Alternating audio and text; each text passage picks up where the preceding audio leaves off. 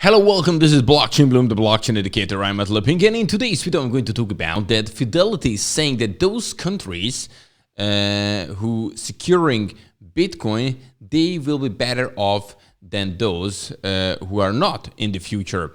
And this year could be interesting for countries about collecting Bitcoin. The second news is all about that Walmart is preparing for a metaverse push, and they may be coming out with their own cryptocurrency and NFT. And the third thing I would like to discuss is that the Bitcoin payment declines as other cryptocurrencies grow. So it shows that the Bitcoin, it's maybe not for your everyday purchases. Okay, guys, these things will be in today's video.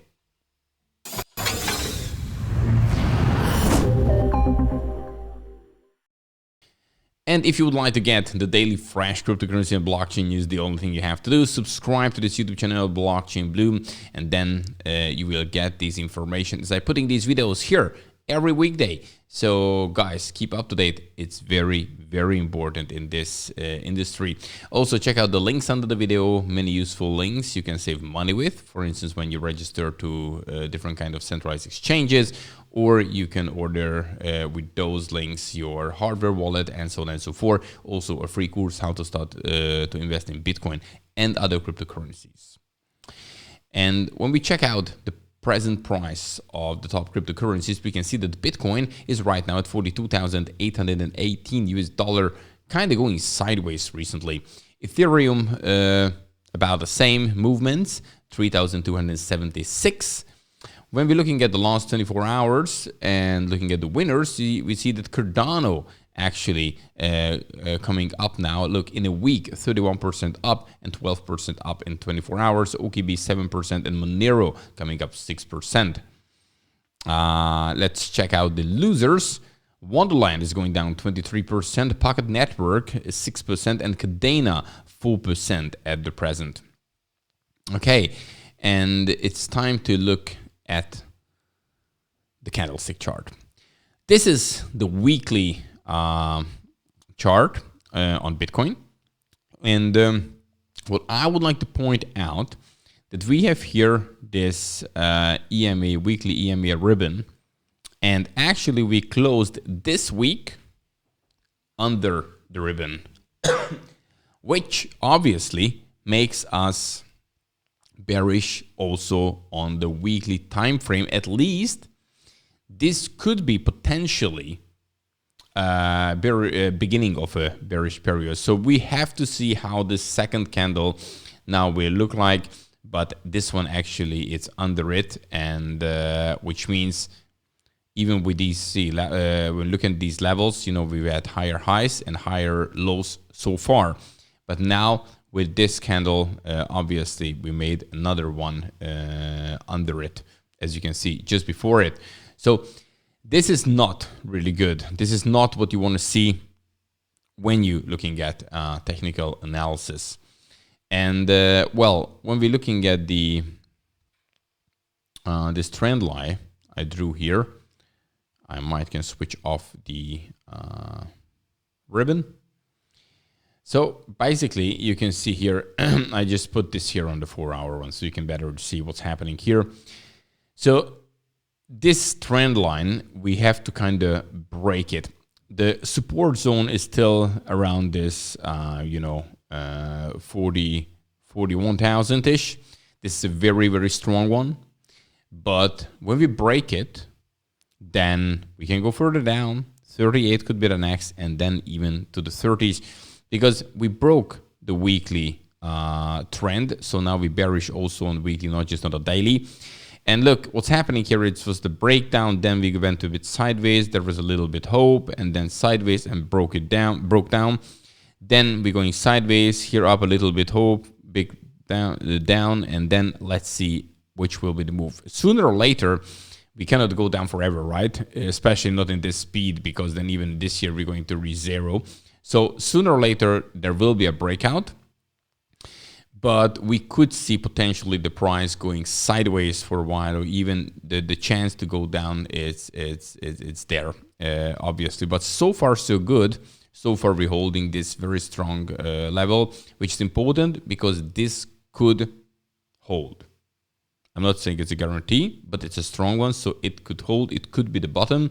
Many indicators showing that this could be potentially the bottom. Will it be? Yeah, we will see. Okay, let's move on to the first topic, which is all about that Fidelity is basically saying that those countries who are actually holding some Bitcoin will do better in the future than those who don't.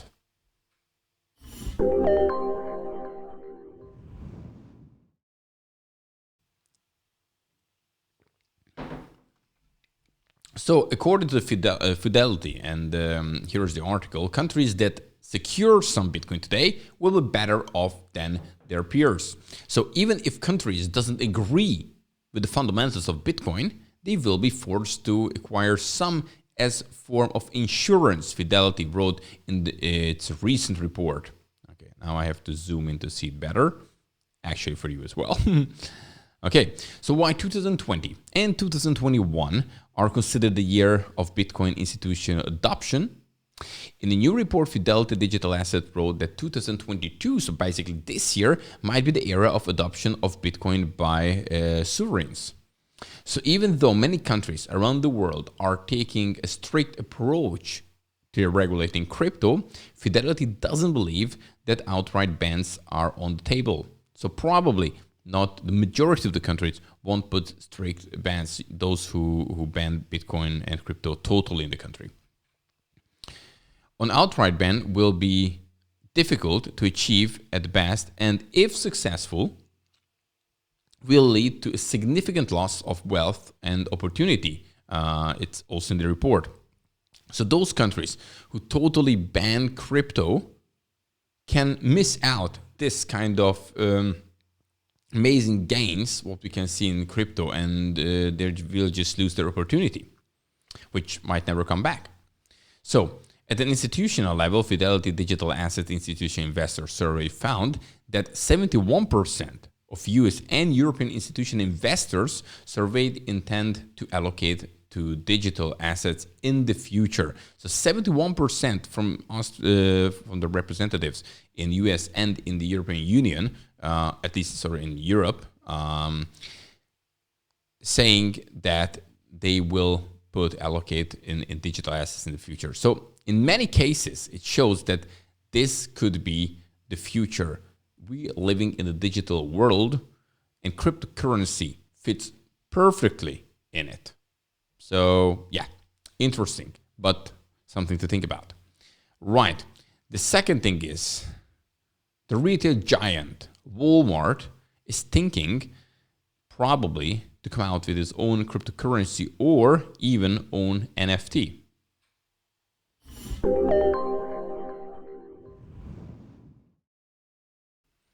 Well, we have news from Walmart, and it's getting interesting because Walmart's preparing a metaverse push.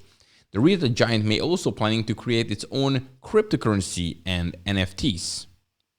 Apparently, dominating retail competition in the real world isn't enough for Walmart, which filed 7 trademarks at the end of December that signals its plan to make and sell virtual goods in the metaverse as well. So they actually going this direction, in the metaverse direction. Yes. Well, that was another page I secured for myself, which mysteriously disappeared here. But anyway, bottom line is that, whoops.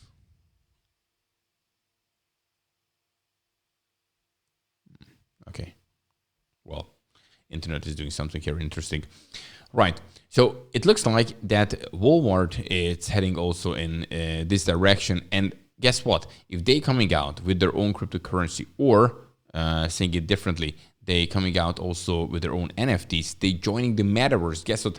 Also, when Walmart will establish their, digital Walmarts in several metaverses, putting on the land, it will open a totally new perspective. And what we can see right now is that more and more big companies, just look at Adidas. Adidas also coming out with its own metaverse. There's Nike. Nike is also super hot on metaverse.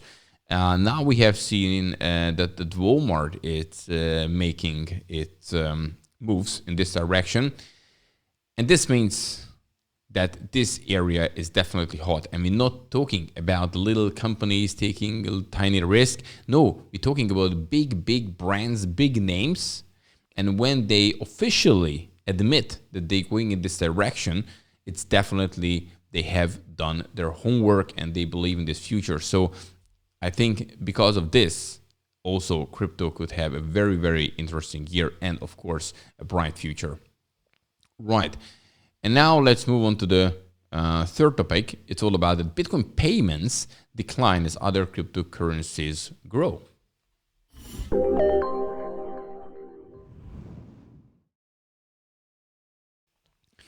Well, Bitcoin is definitely not the fastest, not the cheapest to pay with. Therefore, this whole landscape is now changing. And the Bitcoin payment declining as other cryptocurrencies grow. So BitPay Inc., one of the world's most well-known crypto payment processor, has seen a shift in type of digital assets used for purchases over the last year, according to Bloomberg report.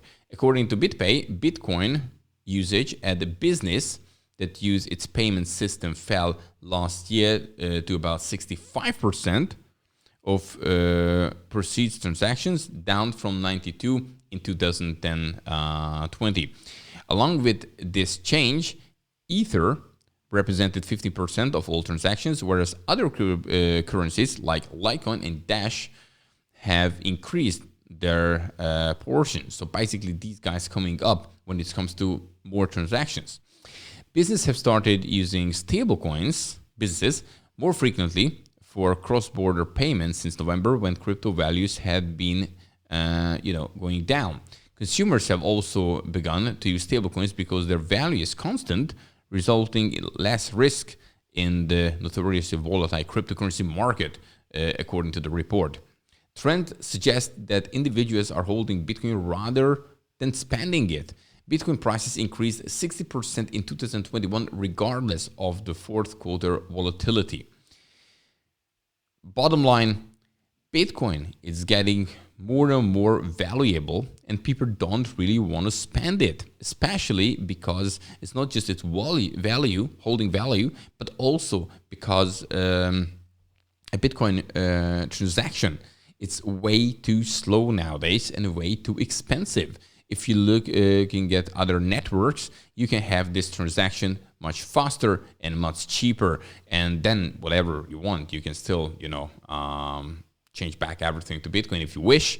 But to do it in Bitcoin, it's not the best. But as I said, more likely they don't want to spend their Bitcoin because they more thinking this could be a good insurance against inflation, which is on and it's getting bigger and bigger. So yeah, the majority looks like they're keeping their Bitcoin. Guys, that's it for today. Don't forget, if you like this kind of content, smash the like button and also subscribe to this YouTube channel, Blockchain Bloom, so you get the freshest cryptocurrency and blockchain news every weekday. Therefore, I'm coming back tomorrow. Have a good one. Bye-bye.